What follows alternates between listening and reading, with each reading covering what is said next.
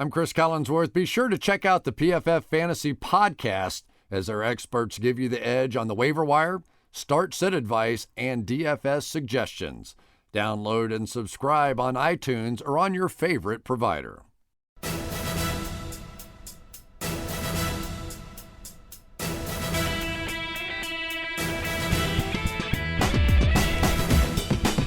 What is up, everybody? We are back with the PFF NFL offseason podcast. I know this is a little different than normal. This is someone else doing the intro. I am Mike Renner. We flip-flopped a little here. Sam is now playing the analyst role, so adeptly that he does. How are you doing today, Sam? I'm good. Glad that we made this change. I literally just put it on him about 5 minutes ago. I said we're going to switch it up, and so we're switching it up. You staged like a little silent coup there. You just assumed control over the whole podcasting situation. I did. And one thing I really wanted to talk about and why I wanted to host is because I realized when I listened to our Best Of podcast that we're still using that same dumbass intro song that we've been using for 4 years now. It is the most heavy-handed, grandiose intro song. It makes it seem like we're doing Sunday Night Football here or something and then you get to us and these lukewarm takes. I can't believe we still are using that. Hey, we're kind of a big deal now. We need some heavy-hitting, impact, news at 10 kind of music. And I think it's also, did you pick it out in the first place? Because I know I've heard that intro song on a different podcast before. I know it's like one of those like free, like online. It could well be a free online thing, but it came from a buddy of Tuck's, I think. It didn't have anything to do with it anyway. All right. Well, we'll look into that. We'll look into that here for you guys. Hopefully get that changed at some point to something a little more fitting, I'd say, to our podcast. We'll see. But let's get into free agency because it's kind of the doldrums of the NFL season. Nothing quite going on here. We're just waiting for the new year to begin for all the free agency craziness to occur. And I've heard talk that this is kind of a down class. And I really don't think it is. I still think there's a ton of starters to be had. I just think they're not really at the premier positions. There's no big quarterback hitting the market. There's no big name wide receivers really hitting the market. No big name cornerbacks. So I don't know. What was your take on this free agency class, Sam? Yeah, I think there's a lot of talent to be had. I think you can get starters, especially in some really unglamorous positions. I think that's the problem. It's got a PR problem is what it is. This year's free agency class, it's really strong in all the areas that don't sell bikinis and, drinks and have fancy cars driving them around. It's strong at guard and it's strong at strong safety. It's the unglamorous positions, but it's weak, like you said. There's no quarterback worth having, assuming Kirk Cousins doesn't hit the market. There's not that many wide receivers you're going to hang your hat on. There's no massive edge rushers or cornerbacks. If you're looking for a number one corner, there's maybe one guy that's worth a shot. So, yeah, I don't think it's a bad class. It's just bad in the wrong places. Yeah, I definitely agree. And on the website right now, Sam went through the top 50 free agents in the NFL that are going to be hitting the market or should be hitting the market. Granted, they don't get franchise tagged or re-signed prior to, New Year opening. And we're going to go through the top 20 or so here and just go through and say where we think would be the ideal fit for them, where we want to see them. And sometimes it's going to be, hey, we want them to go back to, whatever team they were on the season ago. But a lot of the times it's going to be, we want to see them in this new role, new place. So start at the very top, no brainer with our number one overall free agents, Le'Veon Bell, arguably the best running back in football. In my opinion, the best running back in football right now. And I just don't think, even if you're Le'Veon Bell, you want to go anywhere other than Pittsburgh at this point. No, why mess with it? I mean, we were saying at the end of the season that Steelers offensive line rolling into the playoffs was the best offensive line in the game. It wasn't just one of the top few. It had overcome Dallas. It had overcome Tennessee, Oakland. It was the best line in the entire league heading into the NFL. And you have that natural chemistry with Le'Veon Bell working behind it for so long anyway. Why would you screw with that? One thing I did see, did you see the NFL's next gen stats thing that they pulled out for Le'Veon Bell, which is one of the more interesting uses that I've seen for it. They were timing how long he took on average behind the line of scrimmage. So how long it took essentially for Bell to cross the line of scrimmage, which I can't remember what the number was, but he was the highest figure in the entire league, that nobody took longer on average behind the line. And then they compared it with, David Johnson and Zeke Elliott and other top running backs. And, guys, a lot of these guys were like half a second on average per play quicker than Bell to cross the line of scrimmage. And nobody was, in the same kind of ballpark as he was. That's, to be honest, I mean, that's not surprising, but it's funny because also he's not even running plays like outside zone where you're naturally supposed to be behind the line of scrimmage. He's not running these wide toss plays where you're running laterally a lot. He's running, downhill running plays, straight ahead running plays, yet still taking the longest time. That's, pretty ridiculous. That's just how he runs, though. Yeah, no one else runs like that. It literally was quantifying that patience that people lost their minds over in the playoffs. It was like the first time that, some of these broadcasters had noticed this happening. So that was all they talked about. But I just thought it was interesting. They found a way to essentially quantify that for the first time. Okay, Le'Veon Bell, number one, he's obviously going back to the Pittsburgh Steelers. I think he might be franchise tagged, this year, next year, for the indefinite future, just as long as he's, one of the best running backs in the NFL. Number two, though, we think the Redskins are going to franchise Kirk Cousins. I have a different take on it. I think he might be holding out. He doesn't want to come back to Washington. I think he might want to go to San Francisco and play under Kyle Shanahan again, like he did back early in his career. I think that could be the fit. I think that would be a good fit. I don't know if you'd. I guess you'd. I think want that could be the play. I guess you'd want that if you're Kirk Cousins. On the other hand, I'm not sure why you'd want to leave Washington either. I mean, he's got it pretty handy. Whatever happens, either way, he's going to make an absolute huge amount of money because at this point he's earned it. Whether he's worth Tom Brady or Peyton Manning money or whatever, he's earned the contract that the quarterback gets for being a viable quarterback. Whether it happens in Washington or San Francisco, I think he's sitting pretty. The Redskins have more talent. He's obviously an incumbent there. He knows what he's doing. But that fit in Kyle Shanahan's offense is probably a better one. They'll be tied to him longer term because it's a rebuilding project there. So they both, I think, have merits for him. I think the Redskins will probably end up franchise tagging him. But if you can't if you have to do that again, if you're the Washington Redskins and you really can't come to terms with a guy who should be your franchise quarterback. Yeah, I think it's the same problem that every team has if they don't have an Aaron Rodgers. Because these quarterback contracts are such a binary state now, you're either giving the guy $20 million a year or you're not. And if you're giving a guy $20 million a year, it makes it an awful lot more palatable when it's an Aaron Rodgers or a Drew Brees or even a Matt Ryan. When you're having to do that for a Kirk Cousins or a Tyrod Taylor or someone that is probably never going to get to that level, it can't be nice for a team to do, but they've got to do it. So they're going to fight tooth and nail every step of the way to try and save as many of those dollars as they possibly can. But ultimately, they're going to have to eat it and just pay the guy his money. Yeah, and one thing I've said before that kind of gets lost in the quarterback contract discussion is the fact that when Joe Flacco signed that $22 million a year contract back in 2013, the cap was about $40 million less than what it is now. And it's going to keep going up for all projections show it just keeping to rise all the next, handful of seasons. And at that rate, if you're going to give $24 million to Kirk Cousins, that's nowhere near what $22 million was to Joe Flacco back in 2013. It's a lot of your cap, but it's going to keep getting a smaller amount year after year after year. So as good as the Redskins roster is, you can legitimately go into next season with him not as your starting quarterback at this point. $20 million ain't what and locked up for long term. I can't believe I missed an opportunity to go Teddy KGB with the accent there and pay that man his money. Damn it. You can still do it. No, it's too late now. The moment's gone. It is. All right, number 3 on our list, Kawan Short, the defensive tackle from the Carolina Panthers. He's done it for multiple years in a row now. Been completely outplayed Star Lotulelei from the exact same draft over the course of their rookie contracts. He's going to be getting Fletcher Cox type money, $100 million deal-ish in that range. I think it ends up being the Panthers who have to do it because if he's gone, he was their pass rusher season ago. I don't see what they're going to expect from the defensive line without him. Yeah, what was really interesting this season is that for like the first 3 games, he was completely anonymous. He was totally AWOL, and the Panthers D sucked for the first bit of the season. And we were, it wasn't just Josh Norman going and Luke Kuechly was basically the only guy in that defense that was still playing at the same level as he was a season ago.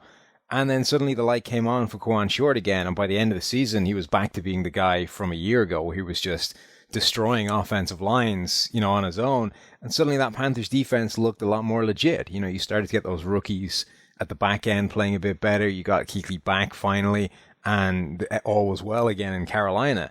I think they've seen enough over the past 2 years to know that when Kawan Short is playing at his best, he is one of those game-changing, disruptive interior defenders, because he's not just a pass rusher, but a guy that, can affect the game in all areas, in every facet, and really someone that you need to have a good defense. So where does he end up, Sam? Come on. Got to play the game. No, I think Carolina are gonna be the guy who step up the ante, whether it's a case of franchise. I don't think he makes it to free agency. Yeah, I would be surprised if even if they don't franchise him in the end, because he deserves that for sure. Number 4, Ingram, LA Chargers, which saying LA Chargers still sounds very weird to me. Wrong. But I don't think he ends up with the LA Chargers. I think he ends up, if I had to say ideal fit right now, San Francisco 49ers would be a great fit for him. And and they have more cap space than anyone but the Browns. And I think would be a nice landing spot for him. This because the Chargers don't have much cap space at this point. Only $20 million. That's in the bottom 10 of all teams in the NFL. I'm not sure they have enough to give Ingram what he's going to ask for. Yeah, it's interesting. Ingram is one of a group of pass rushers recently that seem to have been taken in the first round and basically taken until their contract year to actually become the guy they were supposed to be. So you've got Ingram, you've got Whitney Merciless in Houston, Nick Perry in Green Bay. You got a bunch of these guys, and almost all of them have since seen somebody drafted to take their place. Well, we missed on this guy. Let's take the guy we're trying to get again. And that's what Joey Bosa really was for San Diego, but LA now. He was still San Diego. I just said, hey, not wrong. Okay. So yeah, they took their second pass rusher, but Houston were able to, or have so far been able to keep all those guys in town. I think they realize how good they can be with all of them now they've got them.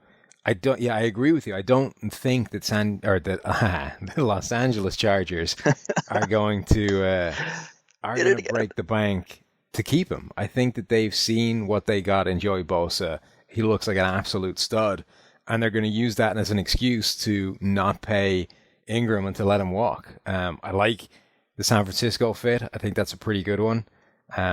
He could really be an answer to Pittsburgh's prayers, the team that have been trying to replace James Harrison for the better part of a decade and just keep missing on first-round draft picks.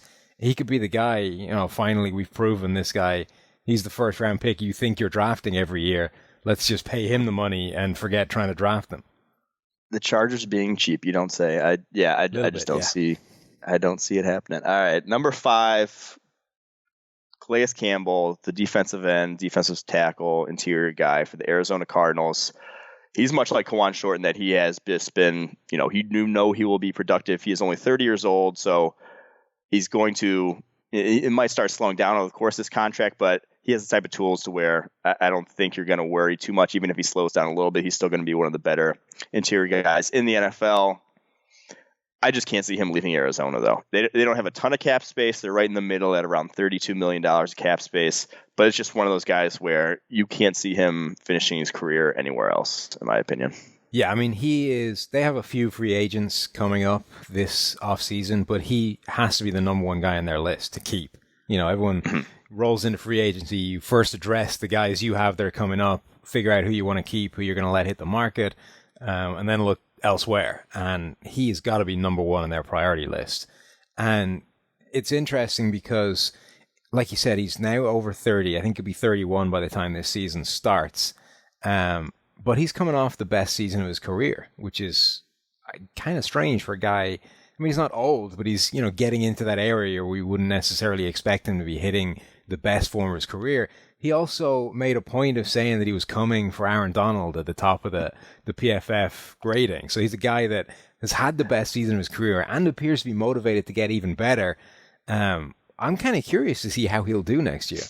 Yeah, well, it never really has been a guy who's won with sheer athleticism. He's 6'8", lumbering. He wins because he has these long freaking arms that, he's just a bully with, how much bigger he is than basically anyone else there on the football field.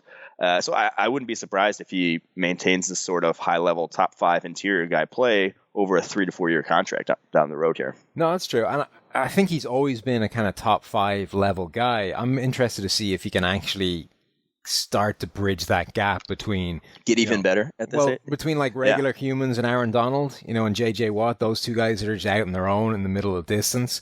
He took a step this year that was higher. I mean, he's usually been the second best 3-4 defensive end in the league over the majority of his career, but it's usually been like at the top of a very close together bunch, and then JJ Watt miles off, or Justin Smith back in the day way off on his own.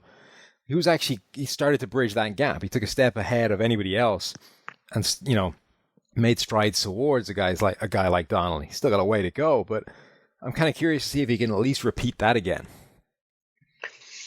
I think he could. I mean, I don't think he's going to improve anymore at this age, but I think he's, like I said, going to maintain. The number 6 on our list, also an Arizona Cardinal, or was an Arizona Cardinal, for one season. That's Chandler Jones, the outside linebacker, defensive end. You can probably play him in any scheme at this point from what we've seen from him.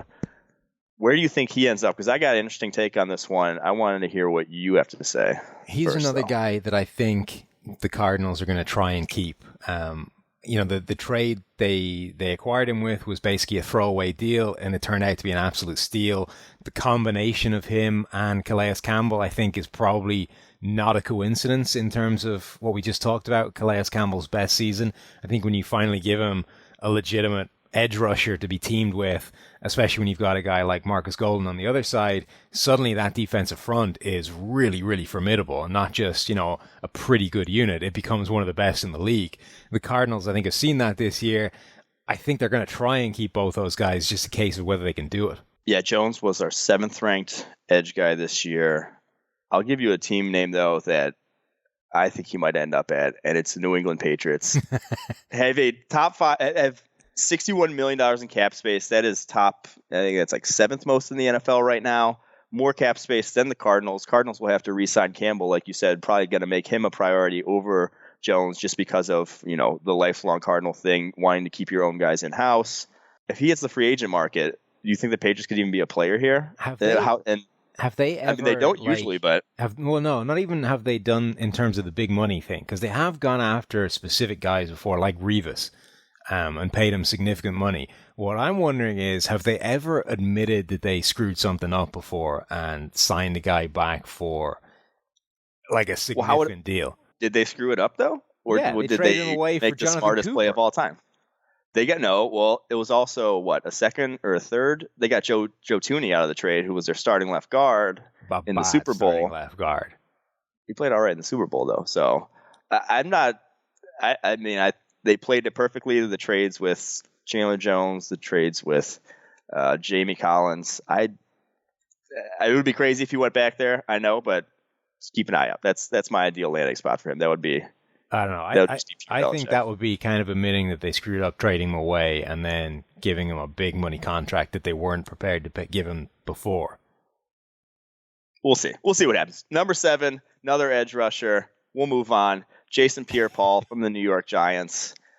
I just think, again, I feel like I'm saying way too many of these at this point, but I think, again, a guy who probably should stay put with New York Giants. I think they don't want to. That would be a ton to invest in that defensive line, I know. But, man, that defensive line was so key to their success last year and everything they did. They just stopped the run with 4 again and again, and then, forced teams to be fairly one-dimensional against them. I don't see how you let them leave if you're the New York Giants. They might end up having to because the price tag could skyrocket with this edge class, but I don't know. What are your thoughts? This is the first guy that I think does hit the open market. I think Ingram has got a pretty good chance to, but I'm not 100% sold on that. Jason Pierre-Paul, I think, is gone. I think the Giants will make a run at re-signing him. They'll try and get it done, but with the amount of money they threw at everyone last year, I just don't see them loading up with a giant contract, especially if a guy like Ingram stays in Los Angeles. and JPP turns out to be the number one edge rusher in this class, they're just going to get priced out. If he has any sense whatsoever, he'll at least hold off signing the deal until it becomes a 32-team bidding war, as opposed to this is what we're offering, take it or walk. And if that happens, I just don't see the Giants being able to live with that kind of money. Where was he going then? What team you got? Because I had another interesting one that I thought Miami was a possible landing spot. With how often they need that big send from. I thought it could be a good replacement for Mario Williams, who was, not actually Mario Williams of old. Well, yeah, he wasn't Mario Williams of old. Plus, Mario Williams of old was never actually that great either. Hot take. I'm gonna assume these now. You staged a coup on the flip the roles on the hosting. I'm gonna stage a coup on the hot takes. Mario Williams turns out wasn't actually very good. Miami would make sense. It's annoying because a few teams that I think would actually be quite nice fits for him don't necessarily have a huge amount of money to play with. That is an issue. But yeah, the interesting thing about him is that blowing half his hand off doesn't appear to have actually made him any worse of a player, which is unexpected, I guess you would say, at the very least. He really has not. Nothing's changed. It really hasn't. He's the same guy. It's not even as if he's become a slightly different player. Like he's less of a pass rusher and more of a run defender. Like he's literally come back and he's exactly the same player as he was, just minus a few fingers. Maybe TJ Clemming should lose a few fingers. That would help him the hand control. Oh man, that's cold. We got to stop going back to TJ Clemming. All right, that's on me. All right, we'll move on. Number 8, our top safety in this class, and a guy who I'm not sure what the market's going to be like for him. Really played a ton in the box, has the sort of ability to be a hybrid linebacker type guy, one of the best in the NFL at it. But again, as we've seen, that may not have as much value as a cover safety, a guy who plays deep. I don't know where he ends up going. I don't think it will be in Kansas City, though, because they have $4 million of cap space right now.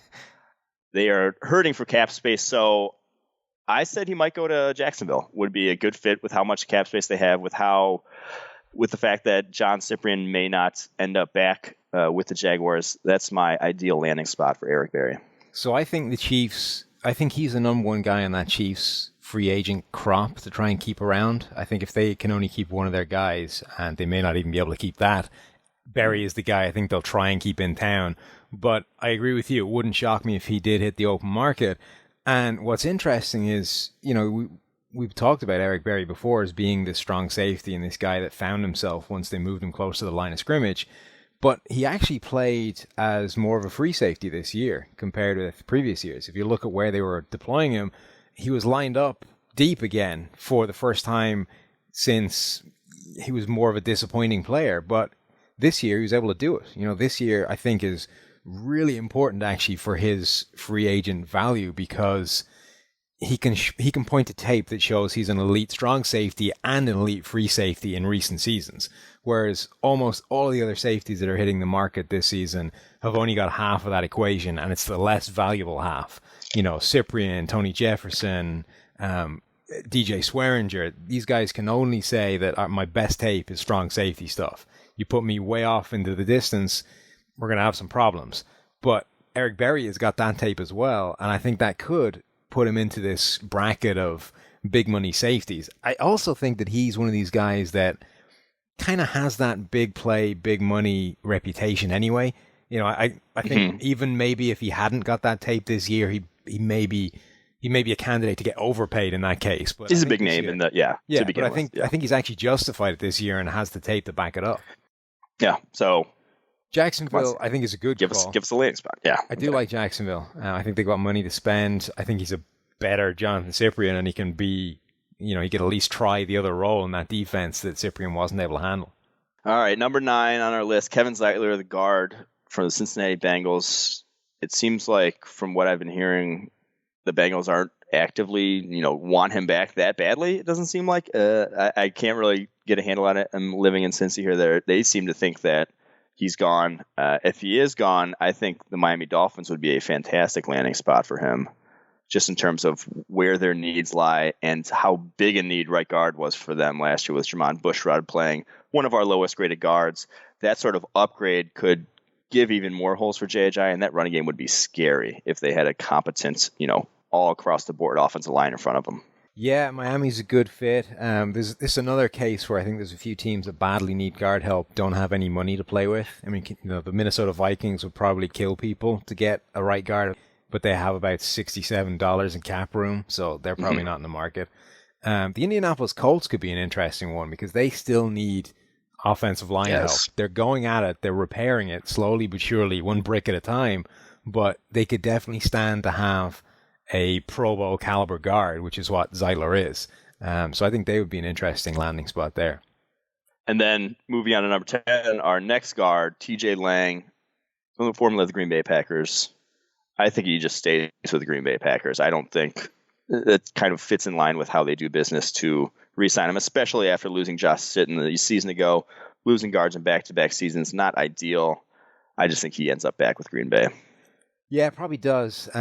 If he gets loose, I think, again, the Colts, and it actually makes more sense. So I think he would be a better fit for the Colts. I agree. I think he actually makes more sense because of that pass blocking expertise and the way that Andrew Luck holds the ball and, does those deep drops and the kind of thing that TJ Lang could deal with. I don't think Zeitler's a bad pass protector, but he's not TJ Lang in that regard. No, I agree. So, if he gets out, I think Colts would be a perfect fit for him. 11, moving on, Dante Hightower, the linebacker for the New England Patriots. I think he stays with New England, but if he were to leave, one team that I just think is perfect is the Oakland Raiders. I think that is a match made in heaven. Really? They need linebacker help desperately. He would fit in perfectly there. No? You don't think so? See, I'm kind of interested with Hightower and how New England specific his skill set is, because he's this... he's a really impressive downhill linebacker, does extremely well on the blitz, so pass rushing, run defense. He can cover, but you need to limit what you're asking him to do when it comes to coverage. You don't want him with these expansive coverage roles in space and running with receivers deep. You can just sit him in those shallow zones and expect him to keep stuff in front of him and understand where the threats are. But he's a guy that I think you kind of want to limit how much space he's working in. And I wonder how that functions too well outside of New England.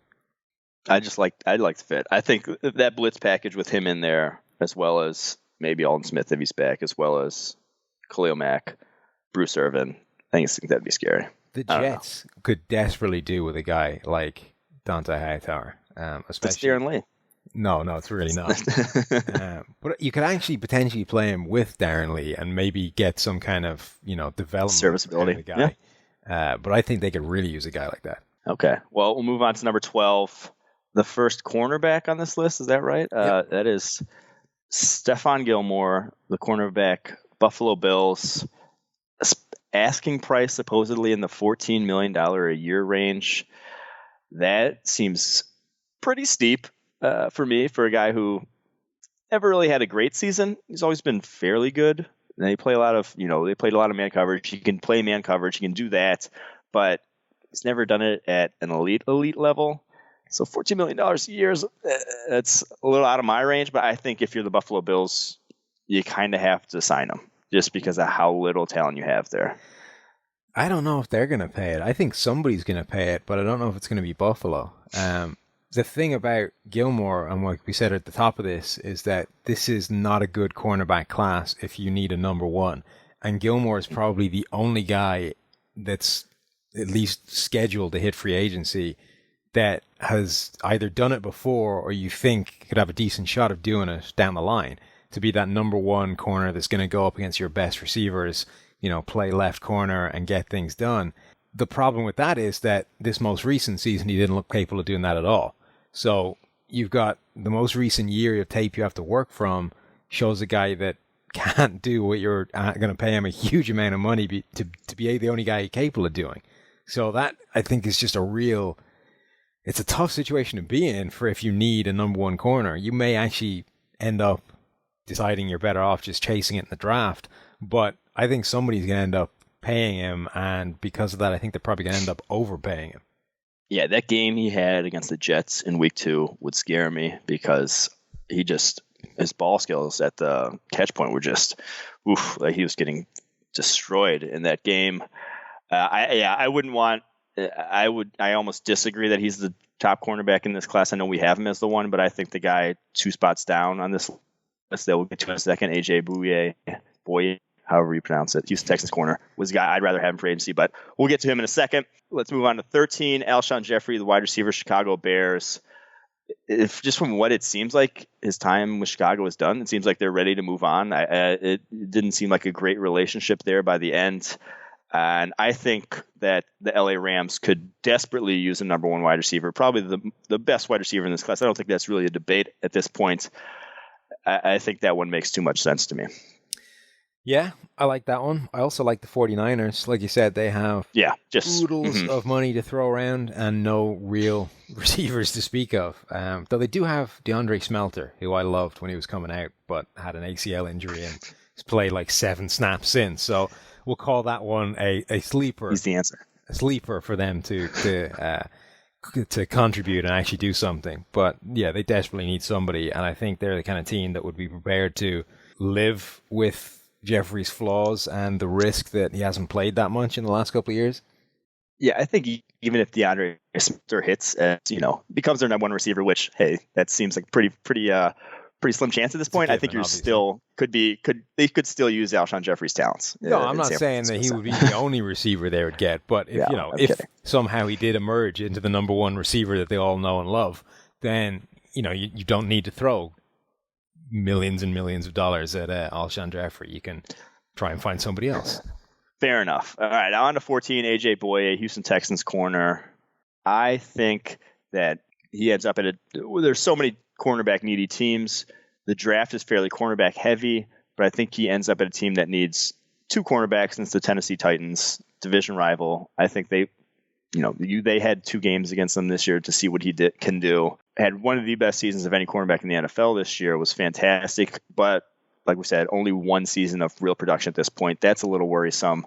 I like what I see though out of him. I would make him the highest paid cornerback in this class, and I think Tennessee so desperate for talent that they go after him.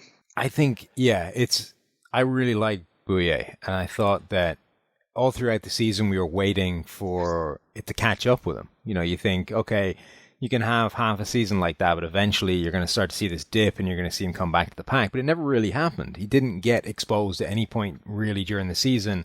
1 bad game over the course of the year. Once he hit the playoffs, he was still playing extremely well. Didn't get taken apart by anybody then. The problem is it's just 1 season of tape. So if you're throwing a huge amount of money at a guy, it's got to scare you.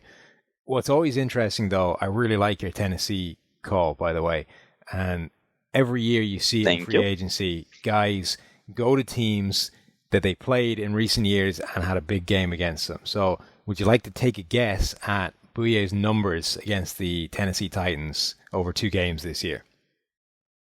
Good, I'll say. Good to So over good. 2 games, he was targeted 9 times. So 9 targets. Guess how many catches and how many yards? 4 for 40. 3 catches for 12 yards. That's good. That's doing work. That's the kind of numbers that will get you signed by the team that you just played against. That's a lock at this point. Then I don't think we even need to talk about that any further. That's a lock. Sold. I mean, there's little chance he ends up back in Houston because of Jonathan Joseph, because of Kareem Jackson, because of Kevin Johnson, the former first-round pick. So, yeah. Also, there's 3 pass breakups in those incompletions. Good measure. All right, on to number 15. Nick Perry, outside linebacker, Green Bay. I'm not sure he ends up back in Green Bay. I think this could be a guy the Colts go after because they love former Packer outside linebackers, even if they're not good. I think this fits them perfectly. I don't dislike that. I think that's a decent. We're just going to give them the whole Packers roster. Yeah. Well, they're better than them, so that way it's going to work. They'll get better. They'll make the playoffs. They'll be contending. It makes perfect sense to me. I'm going to give you one that's out of left field, ish. Nick Perry is going to go to the Jacksonville Jaguars. Ooh. Okay. I do think he could play defensive end. I think he could play with his hand in the dirt. I think he might actually be better doing that. There's something about the way he plays that makes me think he could use the kind of coil some players rely on by having their hand in the dirt and being able to explode on every snap. And I think the Jags have kind of loaded up with these young green pass rushers and could do with a guy that's proven that is going to produce to augment them. And you've got they paid big money last season in Malik Jackson. He's probably not going to justify that money, but he's a good player. I think the same thing is probably going to be true of Perry. They could throw big money at him. They still have like the third most cap space in the league, and he may never justify that cash, but suddenly that defensive front comes together. Yeah. No, I like that too. All right, on to number 16, Andrew Whitworth, the left tackle for the Cincinnati Bengals. Obviously would be much higher on this list, but he is 35 years old. He will be 36 years old during next season at some point. That's got to be worrisome, but at the same time, he could probably pass protect until he's 40. Another guy, though, I don't think leaves Cincinnati. I just, like Clay Campbell, you can't end up losing a guy who's a lifelong, Bengal like that. Well, I think they were going to. Well, if they were going to. I mean, they drafted 2 tackles. That says to your left tackle, he's getting old. See ya. He had that tweet that got sent out that said they played me or something. I don't know, whatever. He tweeted what was supposed to be a DM bad mouthing the Bengals after they drafted the tackles. It's not even a covert statement. It's just, look, you're done in a couple of years. We're moving on from you. We're drafting your replacements now. Enjoy it while you can. But both those 2 guys have been terrible every time they've seen the field. So you're in a situation where you actually can't let him go anymore. The guys that you drafted to replace him can't do the job. So if you want a tackle, you need to keep the guy in-house. But he knows that. And, he got a little bit shafted by them. And he's probably looking at free agency and thinking, cha-ching. And I think there's teams out there that will throw money at him because we haven't mentioned an offensive tackle yet. He's the first guy on the list. Yeah. And no matter his age, 35 is insane. I didn't realize he was that old. But he's still like the best. He's still like in the top 3 in terms of offensive tackles in the league every single year. He's like a guaranteed commodity. You can get 2-3 years out of him minimum, which for some teams I think is going to be well worth it. I know Vikings fans would just... If he hit the open market, they would cut half the roster to make it happen. They're in cap hell, but they can get rid of Adrian Peterson. Just cut Sam Bradford. They'd be better off. I mean, they can get rid of Adrian Peterson. They can get rid of a bunch of guys with some contracts and free up some room, and immediately kind of go some way towards resolving that. And look, this is a team that they thought they were a Super Bowl team last year. With the amount of injuries they had, they're gonna think that at least the biggest part of last season's collapse was the sheer weight of injuries. Logically, then, they're going to still think that they're kind of Super Bowl team. So why wouldn't they make things happen for a guy like Andrew Whitworth if he became available, even if they're only going to get him for 2 years or whatever? No, yeah, I could see it. I could see it happening. All right, on to number 17, Duran Harmon, the safety for the New England Patriots, who, I can't believe we put at 17. I don't know what you were thinking when you wrote this article, Sam, but 17 seems crazy for me for a guy who's never been really a full-time starter in New England. He's always been kind of the nickel safety, so to speak. He comes in and plays deep middle for them when they, go into obvious passing situations. I mean, he's been very good at it. He could be a guy who could be an under the radar steal for some type of team. That's why I think Cleveland Browns would be a great fit. It seems like their approach right now isn't going to be to go out and buy the 5 biggest names on the free agency market. They're going to be looking for deals where they can find them because they still do have to go out and pay people. They still have to hit that cap floor. Moneyball. But they're still going to moneyball it. And at that point, look for an under the radar guy who you can get on a somewhat team-friendly deal who could turn into a quality starter for you, and they just have no talent in that secondary at this point. He would be an upgrade, so I think it could be the landing spot. Well, number 1, you all had a chance to comment on the list. If you didn't fix that problem, then, it's your own fault, frankly. Number 2, you said the exact reason why he's number 17. It's because when he comes in, he plays that deep middle for New England, and that's the problem. Teams cannot find those deep middle free safeties. Everybody out there, other than Harmon, really, and Berry a little bit that we talked about before, is a strong safety and a guy that not only is at his best at the line of scrimmage, but actually cannot play the deep free safety role. I mean, they're a problem there.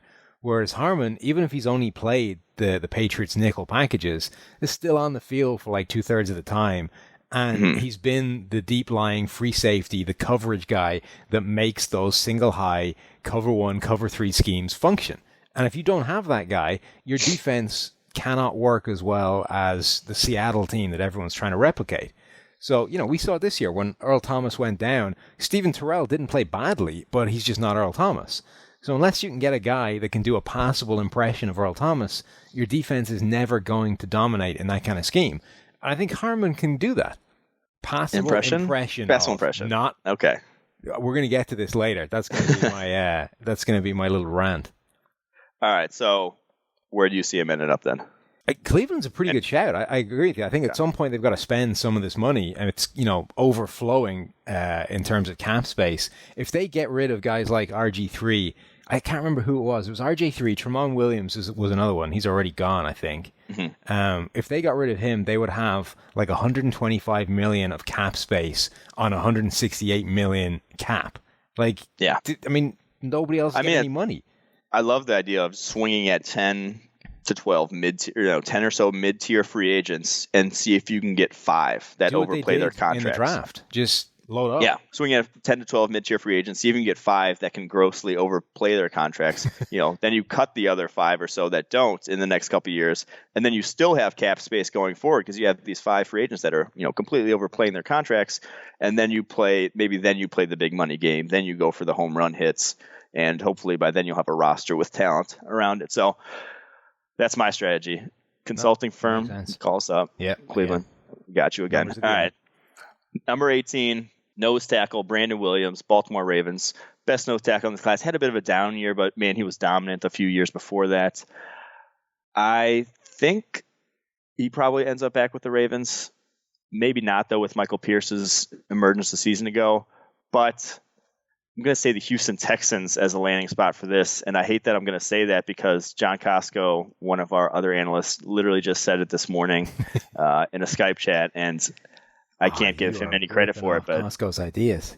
But I think that would be a great fit in terms of I love that defensive line. I think it's going to be the best in the NFL next season, and he would just round out a perfect sort of every position is solid as can be if he goes there. I like it. I agree that. Well, no, I think he's gone. I don't think the Ravens. Oh, you do? Okay. I think, like you said, because Pierce was so good, but also because he was. I don't want to say so bad because he wasn't terrible, but it was such a comparative down year for him last season that it's just not worth paying him that volume of money for that one-dimensional player who's capable of that kind of season. He's a very similar player to Damon Harrison in a way where at his best he is so dominant against the run, but brings very little, if anything, as a pass rusher. And the Giants showed last year that it's worth paying a guy like that if you can guarantee you're going to get that guy every single year. And for Harrison, you can. We've never seen him be anything other than ridiculous against the run.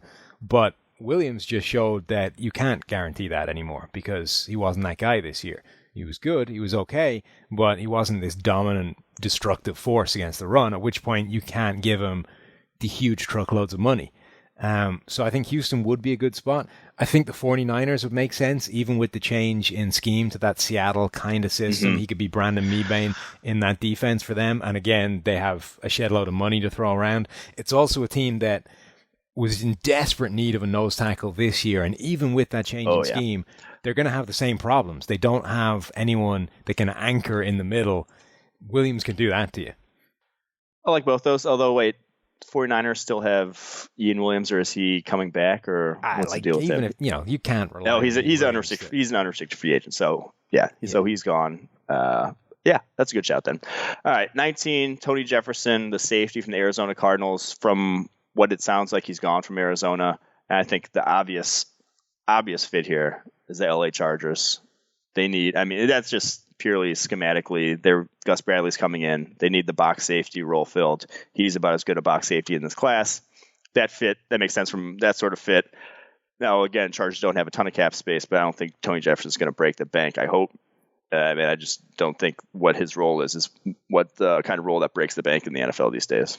No, and he is the guy I think that has to be gone because of what we talked about earlier. Yes. When you look at the Cardinals priorities, it's Calais Campbell, Chandler Jones, somewhere down the line, Tony Jefferson if we have some spare cash. and we won't because we're trying to get the other two guys. So yeah, I think he's going to be gone. Also, they themselves have shown over the past couple of years that they can basically fill that role with, pretty much anybody. So as well as Tony Jefferson played this year, and he did play really well, I agree. It's not a valuable role in today's NFL. And it's one of the easiest roles, I think, to get a guy to plug in and play, because every one of these top ranked safeties coming out of college is basically that guy. And everyone tries them first as the deep free safety because that's the one you really need. And when they can't do that, they move them into the box, and lo and behold, they become the guy they were supposed to be all along. So, yeah, it's just not a hard position to fill. The Chargers, I don't think, is a bad shout. I'm trying to see another team there that obviously needs a strong safety, and there aren't that many, actually. A lot of teams seem to have that already plugged up. I can't. So I'm right again. What's new? All right, on to number 20. Last one, Terrell Pryor, wide receiver, Cleveland Browns. I'm a fan. I just think, but again, this one seems like a guy who's going to end up back in Cleveland. I think that I don't think he's going to break the bank in free agency. I don't think he's going to get paid, number one receiver money. And then this could be another one of their, not going to be top tier type money they're going to pay for a free agent, but he could, with his sort of potential, could outplay that contract. So I think he ends up back in Cleveland. And the fact that if they had a receiving core of Josh Gordon, Terrell Pryor, and Corey Coleman. Oh my Lord. That's just Josh Gordon. Get back on the field, dude. We need to see that. That needs to happen. The other thing is that he appears to be the very, very rare athlete that wants to be in Cleveland. He's talking about wanting to re-sign there. He's not looking to get the hell out of the door at the nearest possible opportunity, at which point I think you owe it to the man to throw some money at him and keep him in. City ambassador. Terrell Pryor had 1,000 receiving yards last year with like 6 quarterbacks used in the first 5 games. And they went through, was it 6 or 7 they went through over the entire season? And not one of them was actually helpful to anybody. Like they weren't good for the offensive line. They weren't good for the receivers. They were bad quarterbacks. And even the best of them was Cody Kessler, who was a problem for the offensive line and at the very minimum, a flawed rookie in terms of a competent passing quarterback. So, and this was Pryor's first year as a receiver. This time, 12 months ago, we were thinking that this was a fairly laughable prospect, that Terrell Pryor could switch to being wide receiver and be an awesome player. And then, we turned up at Browns camp, you see this guy run routes, and you think, well, actually, he looks pretty good. The only thing that was a problem was dropping a couple of passes that day. But the guy looks good as a receiver, and he's only a year into it. Yeah, I think, like you said, this one makes too much sense from he wants to be there. You want him. You want that dominant receiving core if that's a possibility in the future. So, yeah, Cleveland makes too much sense for that. All right, that's our top 20 free agents. The other 30 are up on the website. Sam wrote them all up. Go check it out. Now we're going to move on to some current events from the past week. One of my favorite moments from this past week was on Twitter. LeSean McCoy, you've all seen it by now, calling us out. You guys suck. Bunch of nerds. Never played football in your lives. Sam, have you played football in your life? Well, it depends whether you count the Irish American Football League. And let's be honest, I can see quite clearly why some people wouldn't. But PFF is owned by Chris Collinsworth. And technically speaking, PFF owns more All-Pros than LeSean McCoy does. Yeah, just putting that out. Say, you're the one who's a nerd, LeSean. You're a nerd. I do love when players come at us on Twitter, though, or even anywhere, players talking about us. I just love it. Free publicity. No publicity is bad publicity. So I think we came out looking a little better there than Shady. A little petty. Not a great look for you, LeSean. Yeah, it's true. The other thing is, like, they're complaining. If we'd put him on the list, at number 95, there'd be no problem. Mm-hmm. And we're talking about like 5 spots in the entire league. Everybody on that list had a great season, and several people that didn't make the list had a great season. You're talking about the top couple of percent of the entire NFL. It's a lofty place to be. Last current event here, last news of the week. The Dolphins, Jaguars in talks for Brandon and Albert could even happen by the time this podcast goes up. What do you make of the deal? Is this a good deal for the Jaguars? They keep swinging at the tackle position, haven't really hit on any of those moves of late. Is this one the one that actually pushes them over the edge, that actually gives them a competent tackle? I don't think so. I mean, Brandon Albert looked pretty close to done this past season. He was supposed to be playing with a busted up wrist, but I'm not sure that explains a lot of his play. What it says to me is just how far Julius Thomas has fallen in Jacksonville's eyes. They're prepared to basically throw him at the Dolphins for a player that they were, I mean, it was reported that they had already cut him. So, it was a case of, I mean, that sounded like we're cutting this guy. Hold up, guys, we can trade for him, and then go, well, okay. Yeah, pretty shrewd, pretty shrewd move there to say we're going to cut him. Oh wait, no, you want to trade for him? Yeah, that's not really that's how you little bargain. His value is that we're talking. We're going to give you a guy that just to get a guy that you were about to cut. Mm-hmm. Like that's how much of a throwaway they're viewing Julius Thomas now. But yeah, they had in recent years they've signed Kelvin Beachum, Jeremy Parnell. And they obviously drafted Luke Jokel a few years back as well. None of them have really been the guys that they thought they were going to be. Beachum was coming off the ACL. Still could end up being that guy, but man, he was not nearly what we saw in Pittsburgh, was not nearly the tackle we saw there. So that's concerning. But yeah, I mean, it can't hurt them to bring in someone like Brandon Albert. I mean, it's talent. Some talents this might still be there. We'll see what they end up giving up for him if that does go through. All right, current events over. We're moving on to some segments, and this is a new one. I used to have my hot take. That's moved over to the Draft Podcast now. Sam gets his new favorite segment. It's called What's Grinding Sam's Gears. Sam at one point proposed this to be a whole podcast. He wanted a whole podcast where he just complained about what's, upsetting him in the moment, because that's how much stuff upsets Sam. So Sam, what's grinding your gears today? Don't act like that's a dead proposition either. That's still burning away in the background. One of these days, something's going to come up and annoy me enough to just resurrect it and fire that baby on iTunes. Even during the course of this podcast, I changed what I wanted to rant about because I came across something that I realized pissed me off more today than what I was going to talk about. We need to get back to, as a society, being able to compare something without saying that those two things are the same. So every time, if you want to compare a quarterback, if you want to say that he has certain traits that are similar to another quarterback, you should be able to do that without claiming that, suddenly those two guys are the same. If I want to say that Christian Hackenberg has certain traits that remind me of Tom Brady, I should be able to do that without people immediately going, well, hang on, Christian Hackenberg isn't as good as Tom Brady. You can't compare those two. I can compare Christian Hackenberg to a fruit basket if I want. It doesn't mean that I'm saying the two things are the same. The end. That's what grinds my gears this week. That I am 100% with you. That does make me mad. People need to look up the definition of compare.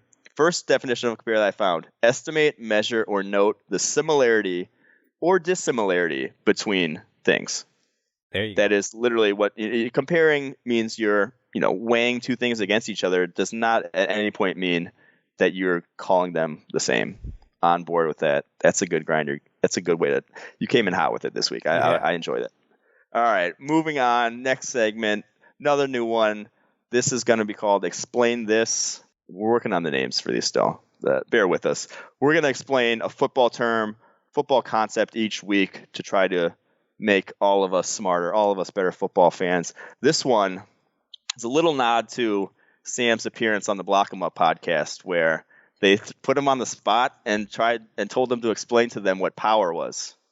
Power, an offensive a run concept that is very widely used in the NFL, widely used in college. Sam kind of fumbled through it a little bit. I'll be honest. They put him on the spot, though. So let's first remember that this was 3 a.m. and nobody told me what front I was looking at before I had to draw up this thing audibly, block by block. So I'm going to say that was not my finest work, but I'm going to say there were also mitigating circumstances involved there. Yeah, and also power is interesting because I've seen some conversations on Twitter lately between even NFL offensive linemen and coaches and guys who know what football is disagreeing on what they call power, on what power should be. Power in its purest form is a backside guard pulling front side and a fullback kicking out defensive end. You come from an I formation, the fullback kicks out the play side defensive end. The guard from the backside comes to play side, hand it off to the running back. He's hitting off the tackle. It's going that way. A lot of Other things get called power. Backside tackle pulls can get called power. In its purest form, it's basically a backside guard coming play side, and the run going that way. Down blocks all play side. The backside block, backside tackle hinges, gets that defensive end. And so it's one of the more common run concepts in the NFL, and that's what a power run is. When you hear they're a power running team, that means they're pulling their guards play side a lot. There's a bunch of different variations off of it, but that in its purest form is what power is. Anything you'd like to add, Sam? No, I think that's good. Other than to make the point of differentiating between power as a run concept and, teams that play power football and that kind of thing. Yes. Power is one of those words that gets thrown around a lot and means multiple different things. It means a very specific run concept, and it also means, smash mouth, dominant ground football, that kind of thing. So there's a difference. But if you see that run concept, that is power. All right. Next segment, last segment of the week, some historical power rankings. We're going to go through these. We might do some other funky stuff with them. But this week, we're going to rank our top 5 most dangerous players with the ball in their hands of all time. All time NFL football players with the ball in their hands. Who was the most dangerous? I took an offensive slant on this. I just realized I completely forgot about special teams, which let's just say that's fine for now. And I also am going to put a disclaimer out there. I'm 26 years old. I did not watch football until probably like 1996 that I can remember. So if you played before 1996, I'm sorry. You don't really exist in my world. It's not the same. I didn't get to watch you play the game. But at the start, as a guy who did play in 1996, since Barry Sanders, number 1, I don't even think that's debatable. No. That's just number 1. And that was going to be my question is, when the hell did you see Barry Sanders play? Because I told you, I started watching like 96 and he was still... How old were you in 1996? 6. You were 6, and you're telling me that you had a capable footballing opinion of Barry Sanders. It was nasty. He was nasty. I'm just going to question your grading abilities at the age of 6. See, so many plus 0.5 runs. So many 1.5s that I was giving him back then. Yeah, like there's nobody that's ever moved like Barry Sanders. Like he just had a completely unique way of moving around with the ball, and was one of the most dangerous players that's ever set foot on an NFL field. It's unlike anything else watching Barry Sanders run the ball. You can't move like that unless you are as short as he is. You literally just can't have that sort of lateral agility unless you're a 5'8" running back. Once you get to 5'10", 5'11", it's just you can't possibly do the same things that he does, and that's what made him so special. Was he was 5'8", but he wasn't undersized, and he was still as fast or faster than any other running back in the league. He ran the 4.3s at the combine. So yeah, I think that's a lock, number 1 in my opinion. No, I agree. I don't think anyone can come close to Barry Sanders. He's one of those few transcendent players that you just go back and watch every now and again and think that was something ridiculous. Mm-hmm. Number 2, I had Adrian Peterson for my lifetime. That one season he had was 2012, I want to say, 2013. He won for over 2,000 yards. 12, I think. He was untackleable. Ran the mid 4.3s at 227 pounds or whatever. Just combination of power, speed, everything you want of a running back. It was just a nightmare in the open field. That's number 2. Who would you have? Yeah, Adrian Peterson's interesting because it's always been a power and a raw speed component to his game. It's kind of make a guy miss and then you just kind of overpower guys in a straight line to as far as you can go. And at its best, it was incredible to watch. I think the best Adrian Peterson may have been rookie Adrian Peterson. When he set those single game record against the Chargers, 296 yards. That was just ridiculous. But I like your guy that you have a number 3. I think he would be a higher on my list than Adrian Peterson in terms of dangerous with the ball in his hands. That is Mike Vick, the quarterback, Atlanta days Mike Vick. He lost a little step when he came back in Philly, but the Minnesota run, I can replay that in my memory from how many times I've seen that. Unbelievable. So the thing is, if he's a wide receiver, I'm not sure he's in the top 5 of this list, but the fact that he's a quarterback just it kind of changed the way defenses thought about, taking pursuit angles on him. They're just like, this is a quarterback. He can't be this fast. He literally, he can't be outrunning me. He can't to this spot. And he continually did. I think he was, it's so ridiculous, so fun to watch. I'd put him in the top 3.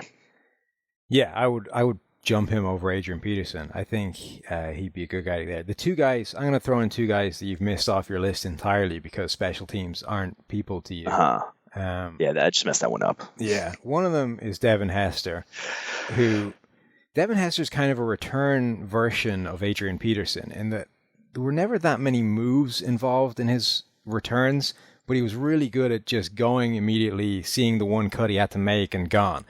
And then the other guy is almost the polar opposite of that. He's like the special teams version of Barry Sanders, and that's the human joystick. I knew exactly where you're going with it. Yep, I completely just forgot about him.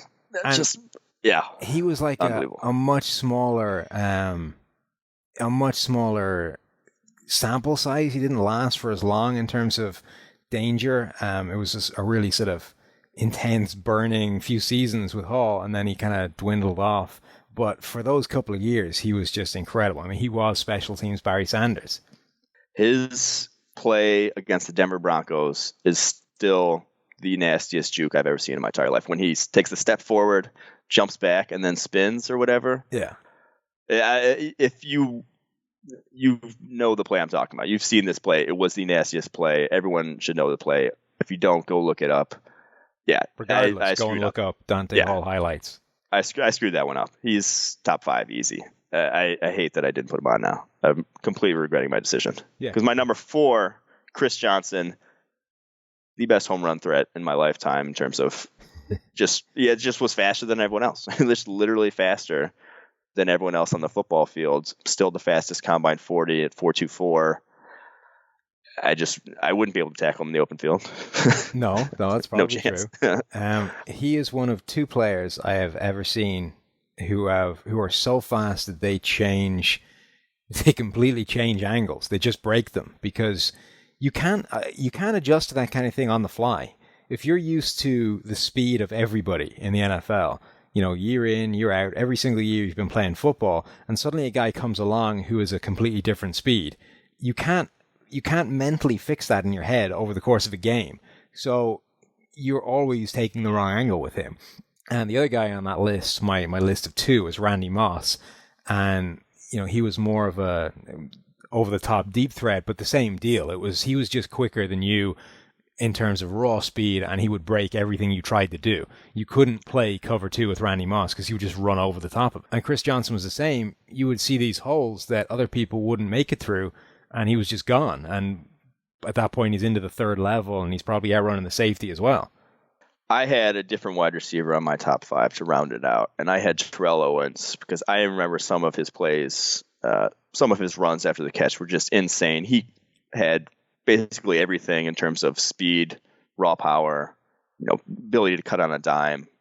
I just think he would have been impossible to tackle in the open field, personally.